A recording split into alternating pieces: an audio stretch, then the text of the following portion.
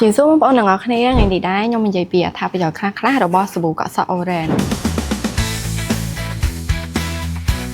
សម្រាប់សាប៊ូកក់សក់ Orange យើងមានទាំងកក់ហើយនិងបន្ទន់សម្រាប់សាប៊ូកក់សក់ Orange យើងគឺផ្ដោតទៅលើការព្យាបាលសក់ជ្រូកដែលមានសារធាតុបំប៉នជាច្រើនដែលធ្វើឲ្យកូនសក់ដុះបានច្រើនយ៉ាងល្អហើយធ្វើឲ្យសក់យើងភ្លឺទន់រលោងបែបធម្មជាតិហើយមួយវិញទៀតបើសិនជាបងប្អូនចង់ប្រើឲ្យមានប្រសិទ្ធភាពល្អបងប្អូនត្រូវប្រើទាំងសាប៊ូហើយនិងបន្ទន់ការប្រើបន្ទន់យើងត្រូវប្រើកុំឲ្យប៉ះស្បែកក្បាលជៀសវាងការកើតលីនអង្កែបងប្អូនត្រូវប្រើធំតិចខចុងមកក្រោមរួចទុកចោលទៅ2ទៅ3នាទីហើយលាងសម្អាតជាការស្រេចហើយមួយវិញទៀតបងប្អូនប្រើជាប្រភេទសាប៊ូ Orange នេះចំណេញដោយសារតែវាមានចំណុះច្រើនទំហំធំហើយបងប្អូនអាចប្រើបានយូរអញ្ចឹងបងប្អូនដែលមានបញ្ហាសក់ជ្រុះអាចមកសាកល្បងប្រើជាមួយនឹងសាប៊ូកក់សក់ Orange យើងបានអរគុណ